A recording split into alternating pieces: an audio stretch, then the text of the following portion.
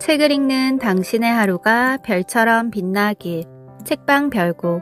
안녕하세요, 책별님들.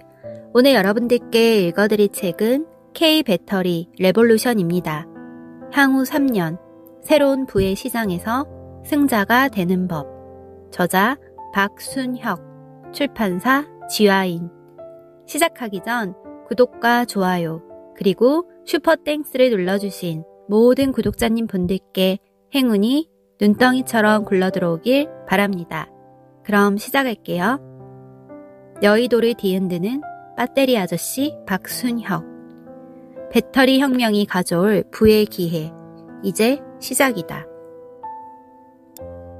2022년 가을 무렵 한 기자분이 텔레그램에 돌고 있는 거라며 아시아 3대 성인이라는 짤을 보내주셨습니다. 유진투자증권 강영현 이사와 한 미국계 중국인, 그리고 제가 개미 투자자들을 지켜준 사람이라는 의미를 담고 있는 우스개 짤이었습니다. 2022년 연말에서 연초까지 그간 소위 여의도 전문가들이 입에 침이 바르도록 칭찬하던 테슬라 주가가 급락했습니다. 12월 한 달만 거의 40% 수준, 2021년 11월 고점 대비로는 70% 이상 떨어졌습니다. 다들 테슬라에 대해 열광하고 있을 때 저는 유튜브 등을 통해 2022년 5월쯤부터 계속해서 테슬라에 대해 조심해야 한다는 경고를 했었습니다. 2022년 한 해 증시가 정말 안 좋았습니다. 그런 상황에서도 배터리 아저씨가 픽한 8종목은 양호한 성과를 나타냈다는 증언들이 여기저기 올라왔습니다. 같은 2차 전지 관련 주식이라도 분리막, 동박, 응급제 등은 반토막 나는 주식이 많은 와중에 배터리 회사인 LG에너지솔루션, 양극재 회사인 포스코케미칼, 원재료를 담당하는 에코프로 등 제가 좋게 말씀드렸던 주식은 오히려 많이 올랐기 때문입니다. 그러다 보니 많은 사람들이 어떻게 이렇게 쪽집게처럼 맞추는지 놀라워하곤 합니다. 그 이유는 별것 아닙니다. 제겐 사심과 편견이 없기 때문입니다. 색안경을 벗고 K-배터리 산업의 있는 그대로의 모습을 제대로 들여다보면 누구나 저와 같은 결론에 도달할 수 있었을 것입니다.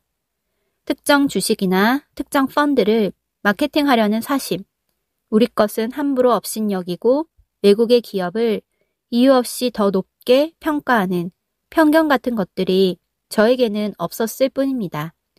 그런 사심과 편견은 우리의 눈을 가려서 향후 한국 경제를 이끌 두 번째 동력인 K-배터리 산업의 기술력과 경쟁력, 올 수밖에 없는 정해진 밝은 미래를 제대로 보지 못하게 합니다. 여전히 여의도 일각에서는 잘못된 믿음에 대한 미련을 버리지 못하는 분들이 많습니다. 테슬라, BYD 등을 찬양하고 K-배터리의 경쟁력을 의심하는 말을 듣습니다.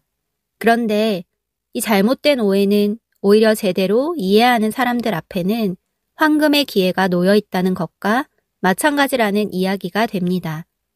아무리 훌륭한 주식이라도 이미 그 가치가 주가에 다 반영되어 있으면 투자를 통해 얻을 수 있는 수익은 그렇게 많지 않습니다.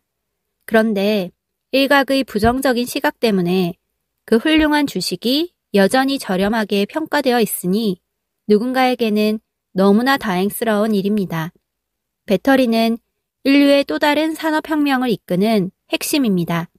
지구온난화에 따른 세계적 기후위기는 전 인류가 당면한 시급히 해결해야만 하는 과제입니다.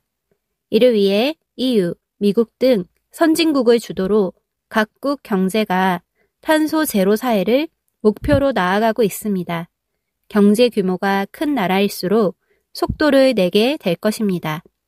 신재생에너지 산업 등이 성장하는 데도 배터리 기술이 핵심이지만 가장 큰 덩치는 바로 내연 기관차의 전기차 전환입니다. 이는 거스를 수 없는 대세입니다. 2022년 7월 EU에서는 일부 회원국가 기업들의 반대에도 불구하고 2035년까지 내연 기관차 판매를 전면 금지하는 법안을 통과시켰습니다. 이제 좋든 싫든 전기차로의 전환은 강제된 미래입니다. 양극재만 기억하라. 배터리의 중요성에 대한 이해가 커지면서 배터리를 만드는 데 필수적인 소재들에 대한 관심도 높아지고 있다. 얼마 전 영국의 전기차 배터리 소재 기업 넥세온이 한국에 사무소를 열었다는 등의 기사도 있었듯이 이는 소재를 만드는 회사들에 대한 관심으로 이어진다. 이제 많은 이들이 2차 전지의 4대 소재가 양극재, 음극재, 전해액, 분리막이란 사실을 알고 있다. 문제는 이 4대 소재를 마치 태종태세 문단세처럼 외우고만 있다는 것이다.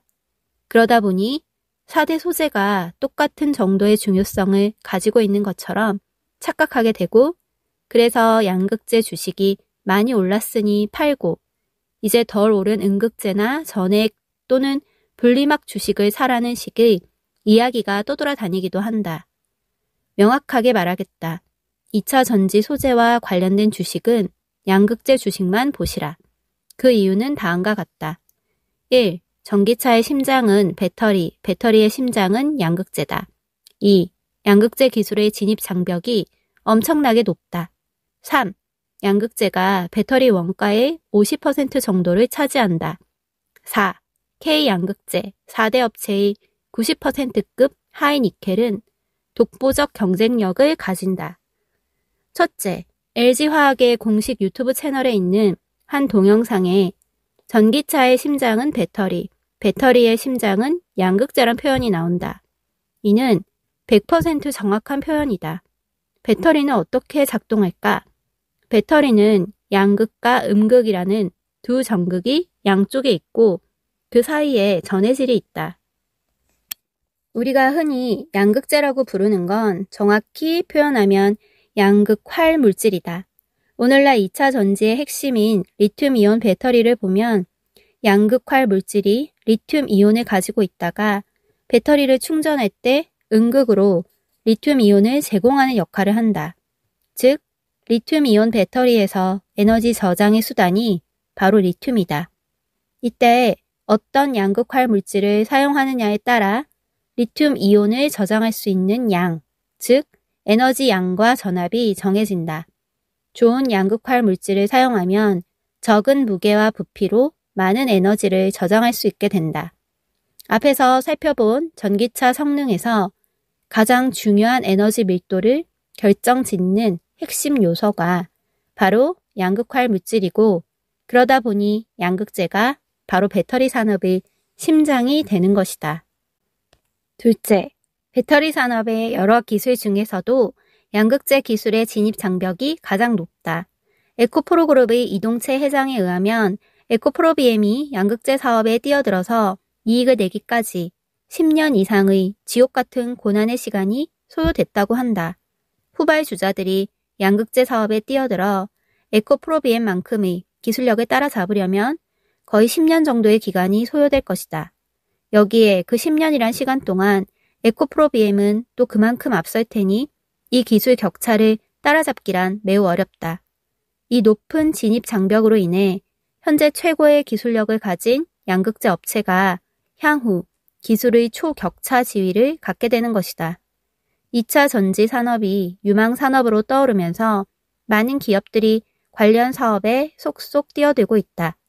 하지만 음극재, 전해액, 동박, 분리막 등의 분야에서 새롭게 진입하는 기업은 다수 존재하나 양극재 사업에 신규로 뛰어드는 기업은 아주 드문 것이 바로 이런 이유 때문이다. 셋째, 현재 시세로 배터리 원가의 50%를 양극재가 차지한다. 양극재의 재료는 리튬, 니켈, 코발트, 망간 같은 금속들인데 이런 금속들의 시세 변동에 양극재 납품 가격이 그대로 연동되는 구조다. 그래서 이런 금속들의 가격이 장기적으로 우상향하면 그에 따라 양극재 업체들의 매출과 이익도 자연스레 따라 증가하게 된다. 여기서 특히 중요한 것이 리튬이다. 전기차 시대가 도래함에 따라 리튬의 수요는 급증하고 있다. 넷째, 90% 수준 하이니켈 양극재 기술을 가진 기업은 배터리 회사에 대해 갑의 위치에 있다. 전기차 배터리에 가장 많이 활용되는 양극재는 NCM이다. 니켈, 코발트, 망간. 이 양극재 구성 요소 중 값비싼 코발트의 비중을 줄여 만든 양극재를 하이니켈이라고 한다. 90% 수준 하이니켈 양극재는 값도 싸고 품질도 뛰어나다. 당연히 배터리 회사들은 자신들의 배터리에 90% 수준의 하이니켈 양극재를 사용하고 싶어 한다. 문제는 90% 이상 수준의 하이니켈 양극재를 만들 수 있는 회사가 지금 세계적으로 딱 4군데밖에 없다는 것이다. 에코프로비엠, LG화학, LNF, 포스코케미칼의 4대 대한민국 양극재 회사가 바로 그들이다. 이 대한민국 4대 양극재 회사 외에는 세계 어디에도 90% 수준 하이니켈 양극재를 만들 수 있는 회사가 없다 보니 이 4개 회사는 글로벌 2차 전지 산업에서 그야말로 갑의 위치를 차지하고 있다. 게다가 대한민국 정부가 이 기술을 국가 핵심 기술로 지정했기 때문에 해외로의 기술 유출이 원천적으로 차단되고 있다. K배터리 초격차 기술 경쟁력의 가장 핵심이 바로 이 하이니켈 양극재 기술이다. 챕터 3. K배터리의 기술 초격차 전략. 배터리 화재. K배터리는 걱정 뚝. 화재 안정성 기술. 자동차는 인간의 생명과 직결된 물건이다 보니 절대 양보할 수 없는 것이 바로 안전이다. 리튬이온 배터리는 리튬의 물질적 특성상 화재의 위험이 항상 존재한다. 그러다 보니 화재 안정성 확보 여부가 무엇보다도 중요한 기술력이다. 이 화재 안정성 분야에서도 K배터리의 기술력은 압도적이다. K배터리의 화재 안전성 기술이 최고라는 말에 고개를 갸웃할 분들이 꽤 있을 것이다. LG에너지솔루션이 만든 배터리가 탑재된 차량이 화재 문제 때문에 대규모 리콜 사태가 있었고 그 과정에서 수조원을 물어준 것이 언론에 대서특필된 게 불과 얼마 전이기 때문이다. 2021년 8월 GM은 LG의 파우치형 배터리가 장착된 볼트 전기차 14만 대에 대한 리콜을 시행하였다. 당시 리콜 비용만 2조 원이라는 이야기가 나왔다. 이렇듯 전기차용 2차 전지 사업은 한번 대규모 리콜 사태를 겪게 되면 수조 원의 손실이 발생하기 때문에 앞에서 남고 뒤로 밑지는 사업이란 인식이 늘 존재해왔다. 그래서 한때 배터리 업체에 투자할 이유가 있냐는 회의론이 득세했던 것이 사실이다. 화재 안전성에서 K배터리의 기술력에 문제가 있지 않냐는 시각 또한 있었다. 그런데 업계를 들여다보면 내부의 시각은 다르다. 배터리는 경험 산업이라는 말이 화재 안정성에도 그대로 적용된다. 쉽게 말해 화재도 겪고 대규모 리콜 경험도 있어야 그 취약점을 보완해 더욱 안전한 기술을 확보하게 된다고 보아야 할 것이다. LG에너지솔루션이 지금 글로벌 넘버원의 화재 안정성 기술을 갖게 된 것은 지난 수십 년간 여러 번에 걸쳐 각종 화재 관련 리콜 비용을 부담하면서 조금씩 개선하고 발전해온 덕분이다. 여러 번 LG의 배터리가 화재 문제를 일으켜 대규모 리콜 비용을 부담하고 기술진들이 시리에 빠져 있을 때마다 구본무 회장의 입장은 단호했다고 한다. 이 모든 것을 수업료라고 생각하라. 이럴수록 더 과감하게 투자하고 연구해서 남들이 따라올 수 없을 만큼 기술력을 확보하라는 것이었다.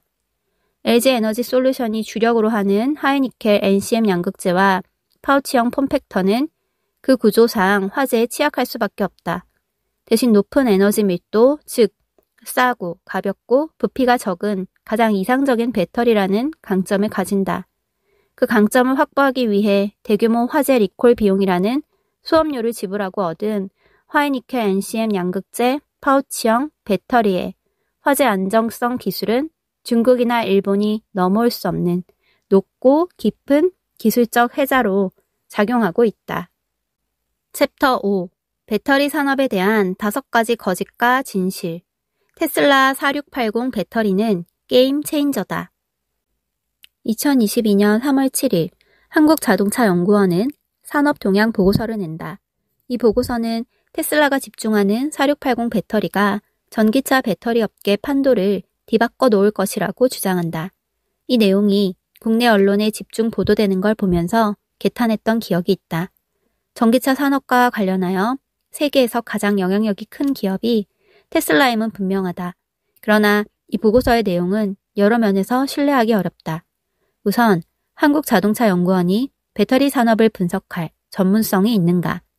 자동차 연구원이기 때문에 자동차 산업의 근간인 기계 산업에 대해서는 일가견이 있을 것이다. 하지만 화학기술이 근간인 배터리에 대해 제대로 판단할 역량이 갖추고 있다고 말하기 어렵다. 화학 박사가 자동차 엔진에 대해 마치 전문가인 것처럼 말한다면 우스꽝스러운 것처럼 그 반대도 마찬가지다. 이 보고서는 테슬라가 2020년 공개한 중대형 원통형 배터리는 2022년 양산을 앞두고 있으며 대량 생산에 성공할 경우 전기차 배터리의 생산성과 원가 경쟁력을 개선할 수 있다고 분석했다. 그러나 이제 누구나 알고 있듯이 그 시기가 지난 현재도 테슬라는 중대형 원통형 배터리를 생산하지 못하고 있으며 2023년에도 어려울 것이라는 게 현지에서 들려오는 소식이다. 아마 테슬라는 4680 배터리 대량 양산에 영영 실패할 가능성이 오히려 더 커 보인다. 그런데 어떻게 이와 같은 예측을 할 수 있었을까? 보고서를 보면 또렷한 근거 없이 테슬라의 발표를 믿는 듯하다. 테슬라가 2021년 4분기 실적을 발표하면서 올해 중으로 4680 배터리를 탑재한 모델 Y 차량을 양산할 것이라고 선언했다고 하는데 CEO의 선언이 곧 현실이 되는 것은 아니다. 특히 일론 머스크의 성향을 볼 때 더욱 그렇다. 일론 머스크가 제안하는 내용이 언젠가 업계가 이룰 미래일지는 모르겠지만 그의 사업 계획이 타임 스케줄에 맞추어 이루어진 것은 거의 없다. 심지어 아예 폐기된 것도 태반이다. 오죽하면 테슬라 타임이란 말이 다 생겼을까. 2016년 테슬라는 2019년까지 뉴욕에서 샌프란시스코까지 완전 자율주행이 가능한 차를 출시하겠다고 발표했다. 그러나 2022년 현재 테슬라의 차량은 레벨 2 수준의 반자율주행 수준에 머물러 있다. 2020년 9월 배터리 데이 때는 3만 달러 이하의 보급형 전기차를 내놓겠다고 약속했으나 이 또한 강간무소식이다. 2030년이 되면 한 해 2천만 대의 차량을 생산할 것이라고 호언장담했으나 2022년 150만 대밖에 생산하지 않았다. 이마저도 중국 시장에 감당할 수 없는 재고가 쌓여 2022년 12월에는 생산을 20%로 줄인다는 보도가 나왔다. 머스크의 공언대로 전기차 시대는 열렸다. 그가 설립한 우주 탐사 기업 스페이스X는 재활용 로켓을 쏘아 올리는 데 성공했다. 그러나 수많은 말 중에 단 2개가 성공했을 뿐이다. 대부분의 약속과 계획이 다 어긋났는데도 테슬라의 CEO가 말했으니 되리라고 논리를 전개하는 것은 합리적이지 않다. 이 보고서가 4680 배터리에 대해 다루는 방식을 봐도 이와 같은 문제점이 드러난다. 보고서는 테슬라가 4680 배터리를 개발한 핵심 의도는 생산성 개선을 통한 배터리 원가 절감 효과이며 테슬라가 4680 배터리 양산에 성공하면 원가에서 확실한 우위를 가져 기존 각형 파우치형 배터리를 사용하는 완성차 업체들은 가격 경쟁력에서 난항을 겪을 가능성이 크다고 지적하고 있다. 이 또한 테슬라 측의 주장을 일방적으로 옮겨놓은 것에 다름이 없다. 가장 중요한 사실은 테슬라가 배터리 데이 때 4680 원통형 배터리라는 폼팩터를 세상에 널리 알린 것은 사실이나 테슬라 혼자서 4680 배터리 개발에 나선 것은 아니었다는 점이다. 처음부터 LG 에너지 솔루션, 파나소닉이 함께 4680 배터리 설계 및 개발에 뛰어들었다. 마치 테슬라가 모든 것을 구상하고 계획한 것처럼 알려진 것은 심각한 오해다. 건식 공정, 실리콘 응급제 등의 기술 또한 K배터리 업계의 소재 업체들이 연구 개발해서 기술의 진전을 이뤄놓은 것이다. 이를 마치 자신들이 자체적으로 만든 신기술로 4680 배터리를 만들 수 있는 것처럼 떠벌리는 것에 불과하다. 양극재, 음극재, CNT 도전제 등 소재 관련 기술에서 테슬라는 제로 수준이나 다름이 없다. 그럼에도 불구하고 이 분야의 전문가라면서 배터리 산업의 근처도 안 가본 이들이 테슬라의 배터리 기술, 양극재, 음극재 기술, 건식 공정의 우수성에 대해 열변을 토하는 것을 보면 할 말을 잇는다. 중국에 이런 말이 있다. 소위 마락부수 기이 이천 목자야. 이는 643년 당나라 태종이 명령에 편찬한 역사서 진서에 나오는 구절이다. 공부의 깊이가 아주 얕은 사람일수록 멀리서 들려오는 소리는 귀하게 여기고 가까이 눈으로 보이는 것은 천하게 여기는 자가 많더라는 뜻이다. 여기에서 나온 귀천목이라는 말은 보물을 멀리서 찾는 이들을 일컫는다. 기동량으로 듣고 아는 척하는 가짜 전문가들일수록 앞서 있는 K 배터리는 하찮게 여기고 테슬라나 CATL 같은 외국 기업들을 대단하게 생각하는 풍토에 어울리는 말이라 생각된다. 배터리 산업의 중요성을 생각하면 이와 같은 풍토는 하루빨리 사라져야 할 것이다. 챕터 6. K 배터리 주식 10배 더 성장하는 이유. 미국을 먹는 자가 과반을 먹는다. 사이즈가 다른 2차 전지 시장 내에서도 핵심이 되는 시장은 어딜까? 통상 자동차 시장 규모를 1억 원대 시장이라고 할 때 중국 시장을 2,500만 대, 미국 시장을 2,000만 대, 유럽 시장을 1,500만 대 정도로 본다. 자동차 판매 대수를 기준으로 하면 중국이 가장 큰 시장이고 미국과 유럽이 그 뒤를 잇고 있다. 그러나 전기차용 배터리 시장은 향후 미국이 가장 큰 시장이 될 것이다. 자동차 판매 대수가 더 적은 미국이 배터리 시장 규모에서는 중국보다 더 클 것으로 보는 이유가 있다. 전기차에 탑재되는 배터리의 용량 차이 때문이다. 중국에서 가장 많이 팔리는 전기차가 무엇일까? 테슬라가 아니다. 단일 모델로 중국에서 가장 많이 판매되는 전기차는 상하이 GM-우링의 홍강 미니다. 2021년 1월에서 8월까지 홍강 미니는 22만 2천 대가 팔려 중국 내에선 테슬라를 넘어섰다. 홍강 미니는 대당 500만 원 정도의 저렴한 가격을 무기로 특히 중국의 젊은 소비자들을 사로잡았다. 가격이 저렴한 만큼 1회 충전 주행거리가 120km에 불과하며 탑재된 배터리 용량은 9.2kW 수준이다. 그러면 미국 전기차 시장은 어떨까? 2021년 11월 미국의 대표적인 자동차 메이커 GM은 LG와 연합한 얼티엄 플랫폼을 세상에 내놓으면서 2025년 테슬라를 제치고 세계 1위의 전기차 메이커가 되겠다는 야심찬 계획을 알렸다. 그 GM이 얼티엄 플랫폼의 첫 번째 주자로 내놓은 것이 바로 허머 이브다. 과거 이라크 전쟁 때 사용했던 군용차 험비를 개량한 것이 허머의 시초다. 이 상남자다운 차량을 전기차로 전환한 것이 바로 허머 EV다. 워낙 덩치가 큰 차라 탑재되는 배터리 용량도 거대해서 LG 에너지 솔루션의 파우치형 배터리 200kW가 들어간다. 배터리 회사의 입장에서 보면 허머 EV 한 대를 팔면 홍강 미니 20대를 파는 것보다 더 큰 매출을 올릴 수 있는 것이다. 픽업 트럭이 미국에서 얼마나 인기가 있는가. 2019년 자동차 판매 조사기관 굿카 배드카가 미국 베스트셀링카 탑 20을 조사한 결과 미국에서 연간 가장 많이 팔리는 차는 포드의 F시리즈 픽업 트럭이다. 이 차는 연간 90만 대가량 팔린다. 2위와 3위도 역시 스텔란티스의 램 픽업, GM의 실버라도 픽업 등 픽업 트럭이다. 이 순위는 언제나 변함이 없다. 지난 30년간 미국 시장 베스트셀링카 순위의 상위권을 모두 픽업 트럭이 차지해왔다. 이는 미국인들의 라이프 스타일과 관련이 깊다. 미국은 땅이 크고 인구 밀도가 낮아서 한 번에 많은 짐을 싣고 날라야 하는 이들이 많다. 픽업 트럭이 유독 미국에서 가장 사랑받는 차량인 기본적인 이유다. 이런 픽업 트럭은 덩치가 크고 많은 짐을 실어야 하기에 당연히 많은 양의 에너지가 필요하다. 이는 대당 탑재되는 배터리 용량이 엄청 커야 한다는 것을 의미한다. 전통적으로 미국 사람들은 큰 차를 선호한다. 차종으로 SUV가 가장 많이 팔리는데 비중이 전체 시장의 50%가 넘는다. SUV도 포드의 에스컬레이드 같은 대형 SUV 종류가 월등히 많다.